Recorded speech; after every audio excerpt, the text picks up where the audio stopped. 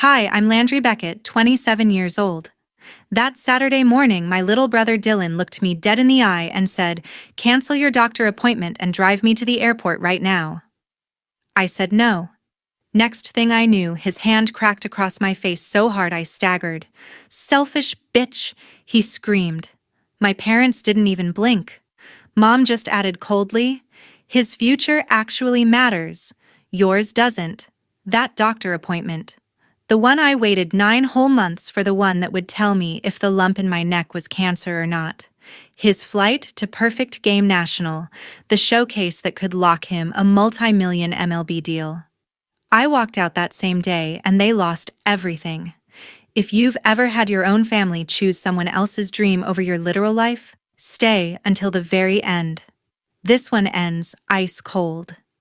Hit that subscribe button right now so you never miss a single true story like this. I've always been the shadow on the edge of our own backyard. From the time my little brother Dylan was 8 years old, that yard was his kingdom. Dad tore up the grass and poured a concrete slab just so he could have a 60-foot batting tunnel with professional-grade netting and stadium lighting that lit up the entire block. Every Monday, Wednesday, and Friday, some new private coach in a major league warm-up jacket would roll up in a lifted Silverado, $300 an hour cash, only no receipt. Weekends weren't weekends anymore.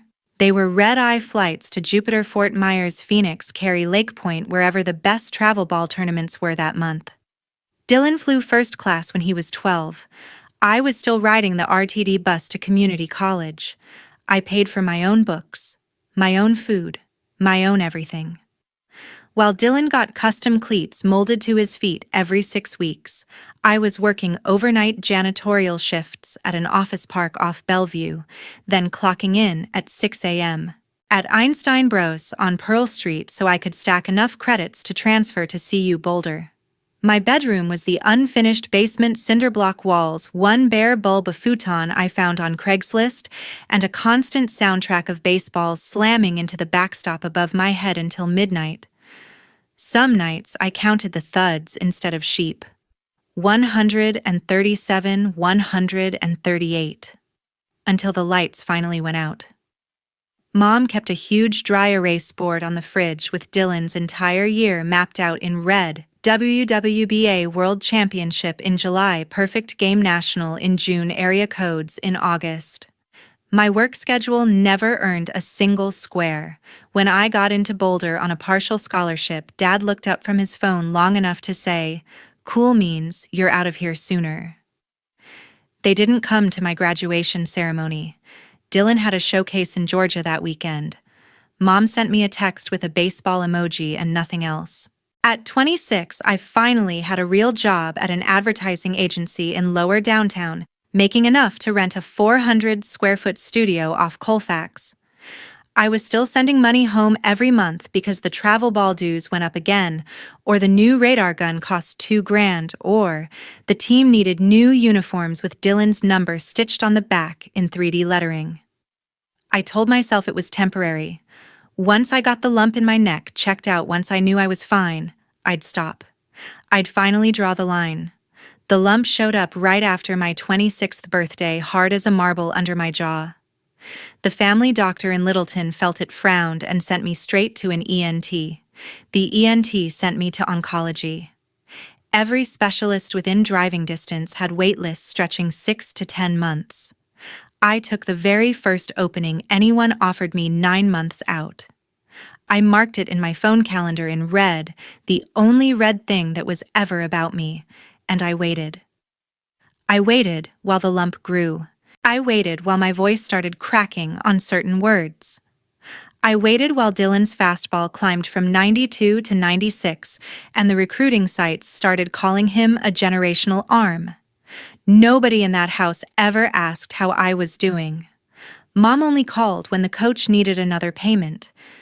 Dad only texted when Dylan needed a ride to the airport because Uber was too slow.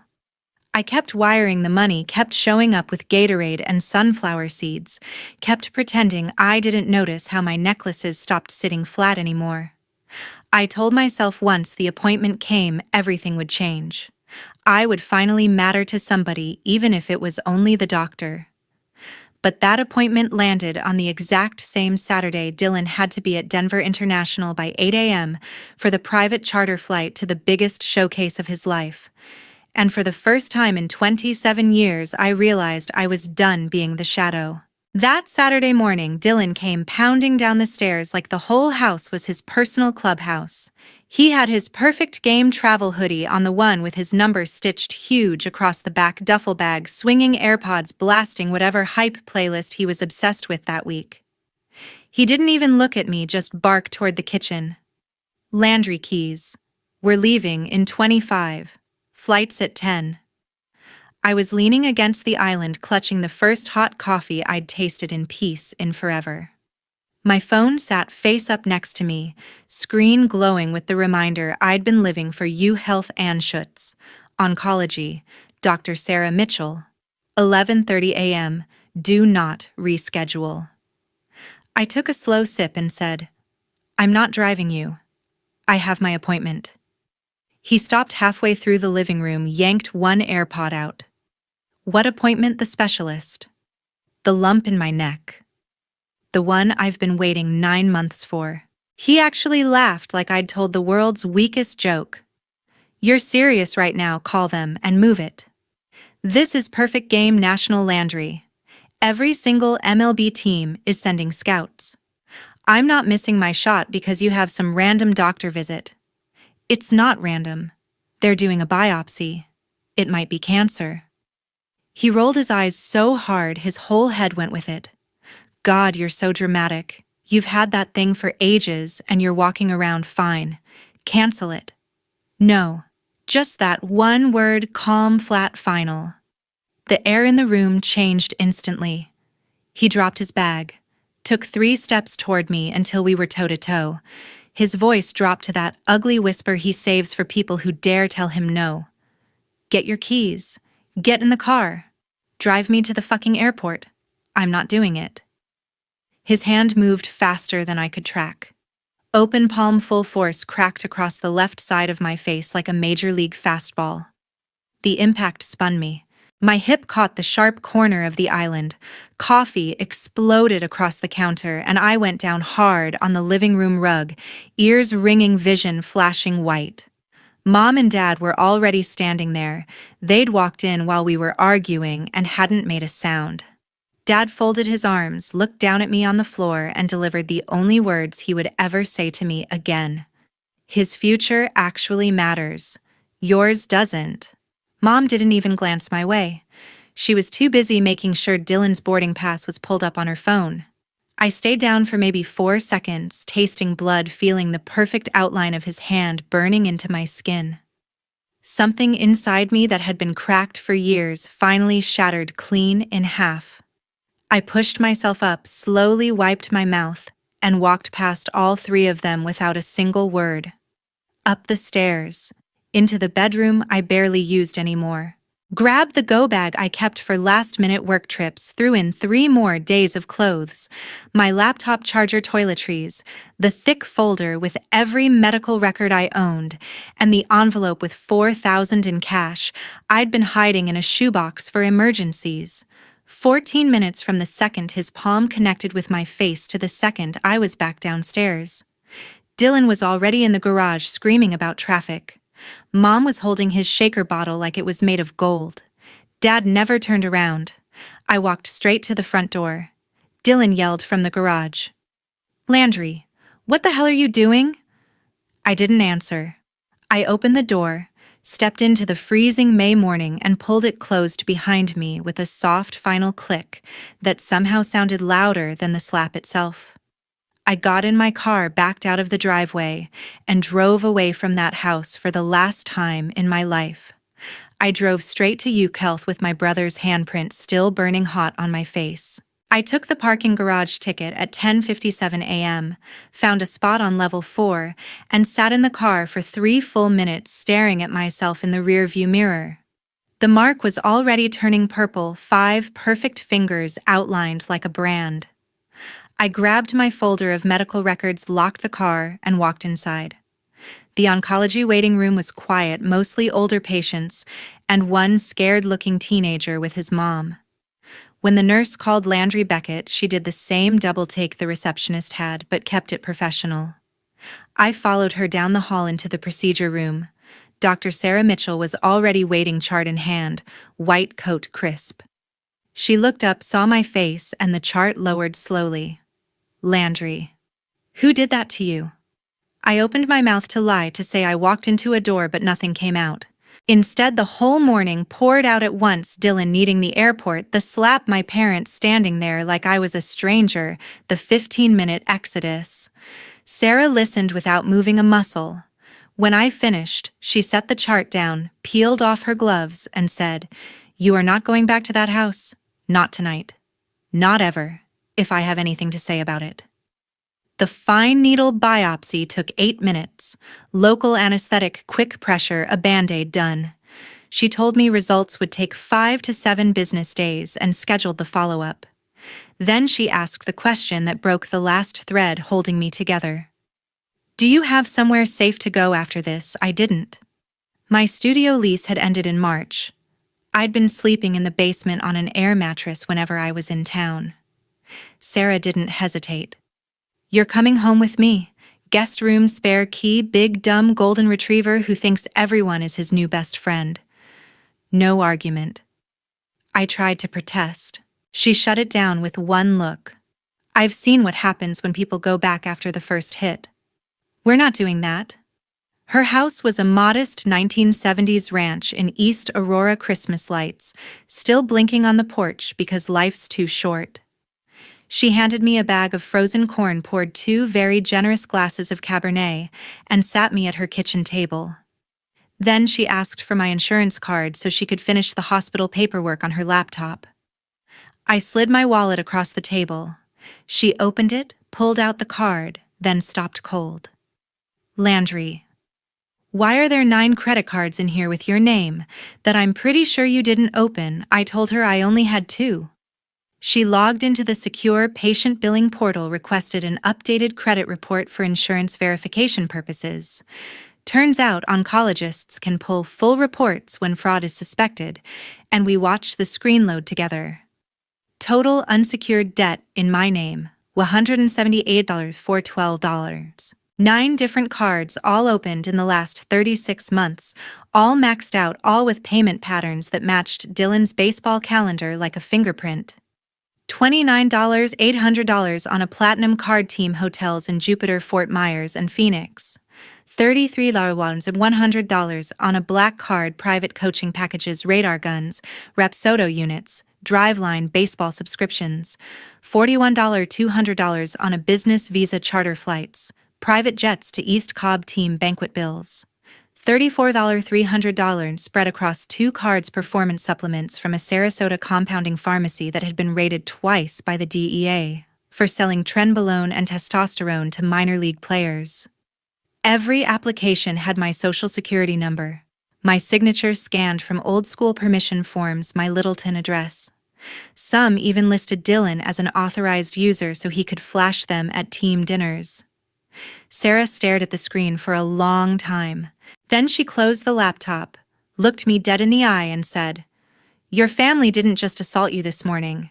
They've been robbing you blind for years, and they used your future to buy his." I sat there in a stranger's warm kitchen, holding frozen corn to the side of my face, staring at the number that was now my entire adult life in debt. $178,000.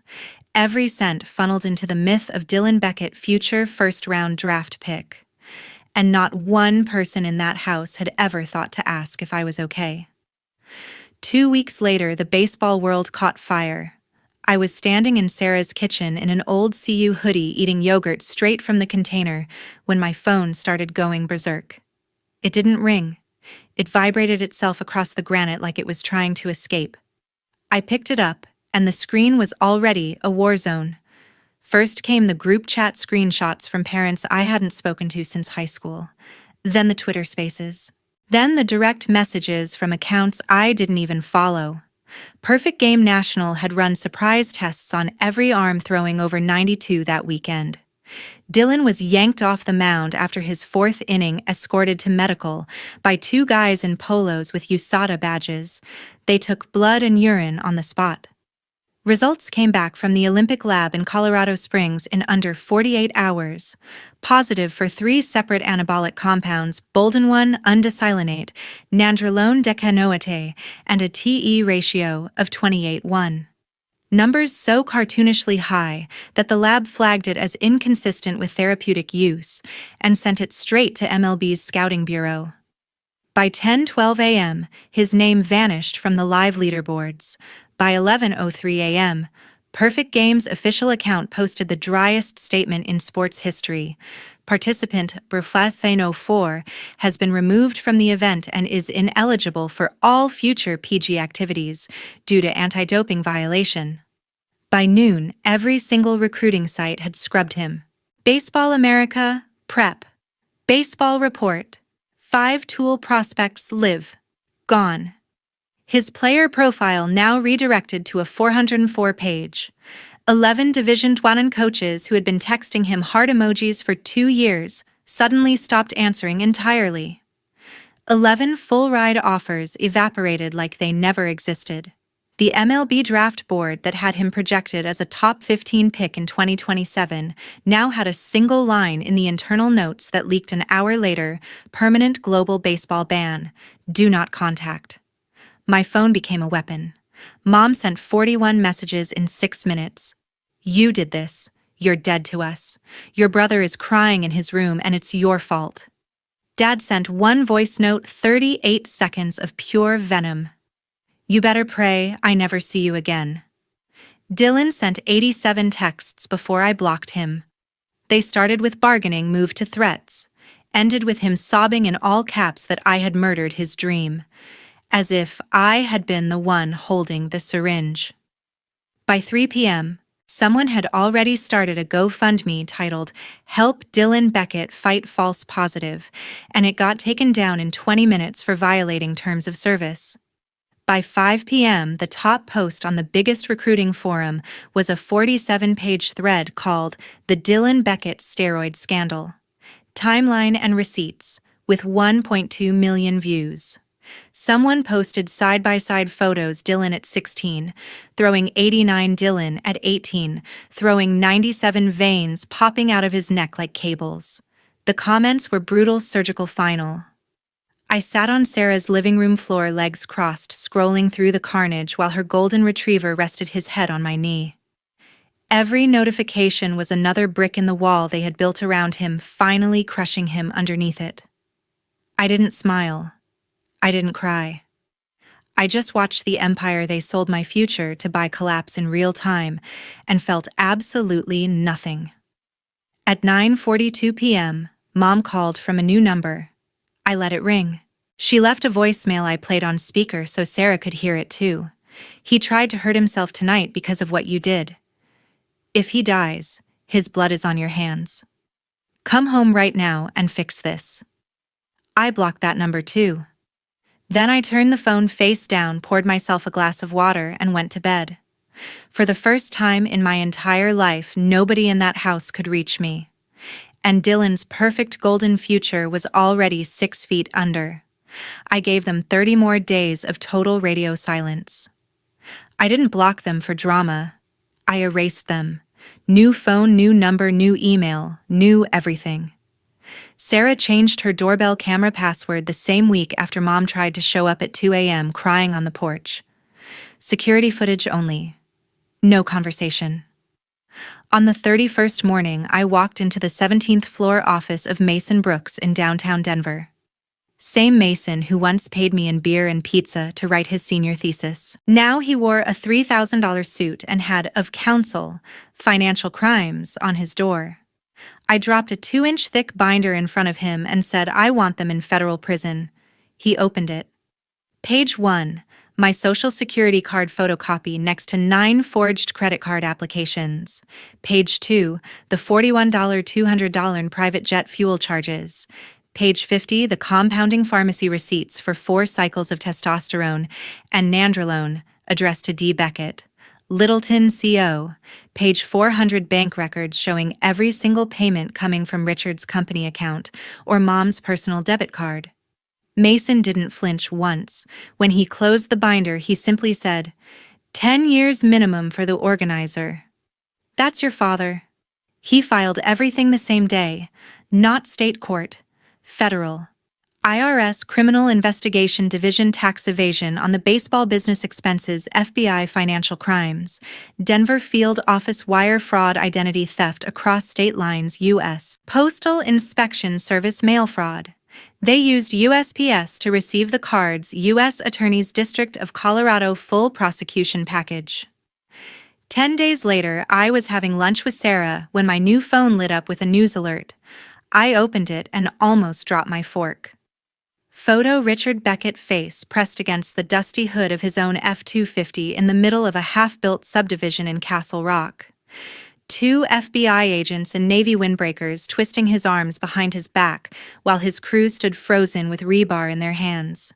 Headline: Littleton contractor arrested in $178K identity theft against own daughter.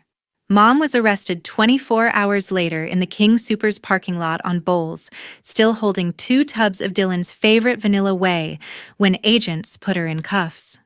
Dylan got served 3 days after that. Federal marshals found him trying to throw bullpens at a public park in Highlands Ranch because every private facility in the state had banned him for life. They took his phone, his MacBook, his lifted Silverado. Everything. The indictment dropped the following Monday. Richard 12 felony counts. Cheryl 8 counts, including conspiracy. Dylan 4 counts as co-conspirator and beneficiary. No bond for Richard.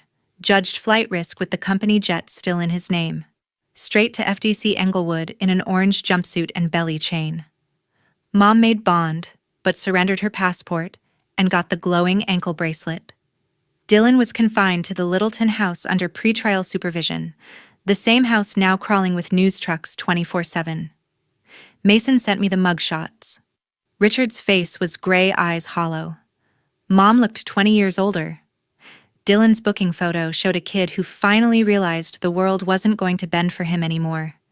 The story went national for 3 days. ESPN ran a 30-second segment on SportsCenter titled Top Prospects Family Arrested in Fraud Scandal. Local channels camped on the lawn until the judge issued a no-media perimeter. Former travel ball parents who used to kiss the ground Dylan walked on suddenly remembered every suspicious detail they'd ignored for years. I watched it all from Sarah's guest room drinking coffee on a quiet morning, reading the indictment like it was the best novel I'd ever opened. I didn't celebrate. I didn't cry. I just felt the final chain snap. Richard Beckett was no longer my father. He was federal inmate 48729-509, and I was finally completely untouchable. 14 months later, I took the very last seat in the back row of Courtroom 402, Alfred A. Araj Federal Building, Denver. I wore a plain black blazer, hair pulled back, no makeup. I wanted to be invisible. I was the only person in the gallery who wasn't press or family. Richard was brought in first. Orange jumpsuit, belly chain, hair gone gray at the temples. He had lost 40 pounds and all of his arrogance. When he scanned the room for familiar faces, his eyes slid right past me like I was a stranger. Good. Cheryl came next, ankle monitor hidden under wide-legged trousers, clutching a rosary so hard her knuckles were white. Dylan shuffled in last, prison-issue slides, wrists cuffed in front of him, looking every bit the broken 18-year-old he now was. None of them saw me. The judge entered. Everyone rose. The prosecutor laid out the final plea deal in a flat, bored voice. Richard Beckett. Guilty plea to 3 counts of aggravated identity theft, 2 counts wire fraud, 1 count tax evasion. Recommended sentence 96 months federal incarceration, no parole, supervised release 3 years. Cheryl Beckett. Guilty to conspiracy and misprision of felony. 60 months probation first, 18 months, home confinement, full restitution, joint and several. Dylan Beckett. Adjudication withheld diversion program 2 years probation permanent ban from organized baseball at any level. The judge asked Richard if he had anything to say. He stood voice shaking and gave the performance of a lifetime. I'm ashamed. Made terrible choices. Trying to give my son a chance. Never meant to hurt my daughter. He even managed a tear. The judge wasn't moved.